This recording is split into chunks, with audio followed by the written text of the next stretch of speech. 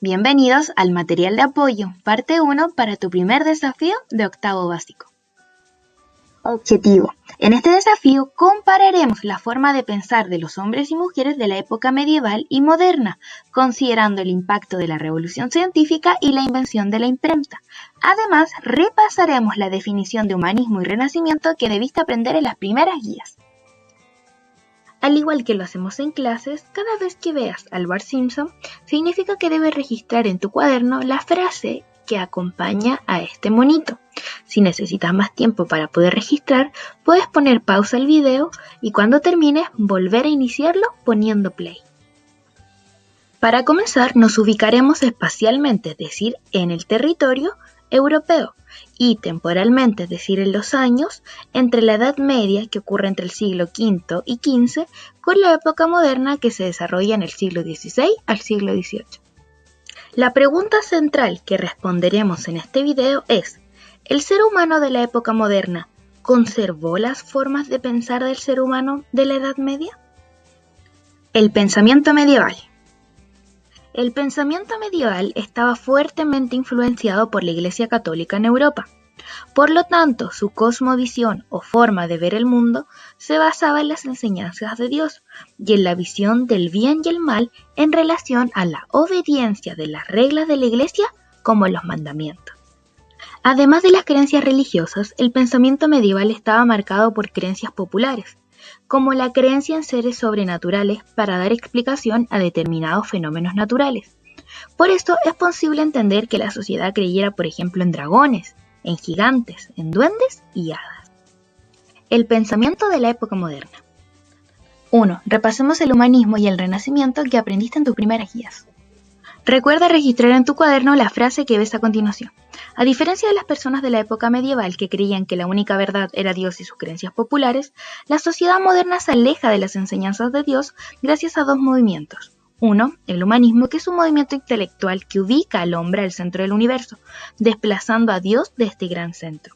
Por otro lado, el Renacimiento es un movimiento artístico que retoma la inspiración de sus obras en Grecia y Roma, abandonando las temáticas religiosas. Por lo tanto, el humanismo es un movimiento intelectual que ubica al hombre como el centro del universo, desplazando la figura de Dios y las enseñanzas de la Iglesia. Incluso el hombre es capaz de compararse con Dios por su capacidad de crear, a través del pensamiento y el razonamiento humano. Por otro lado, el Renacimiento es un movimiento artístico que busca destacar la herencia de Grecia y Roma en diferentes expresiones artísticas, desplazando de ellas las temáticas cristianas.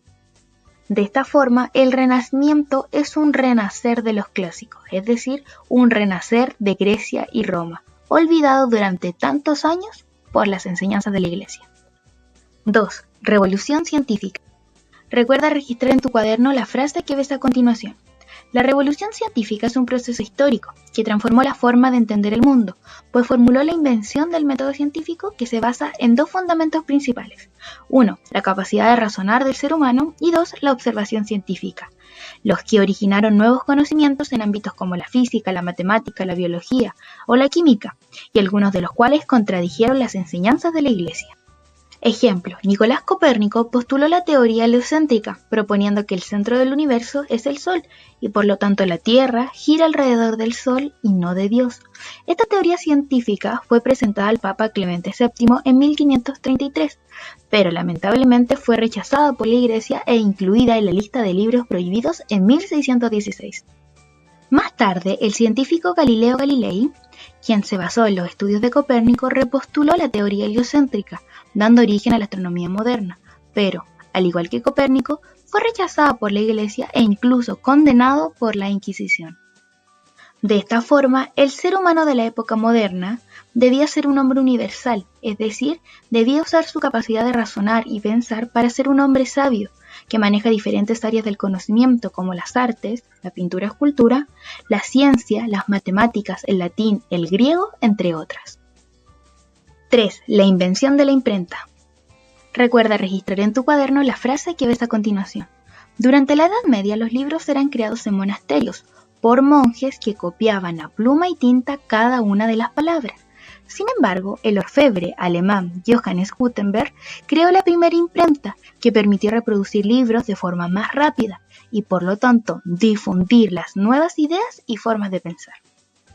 De esta forma vemos un cambio en la forma de redactar o de escribir los libros, de una manera artesanal o de una escritura a mano durante la Edad Media a una escritura a máquina durante la época moderna.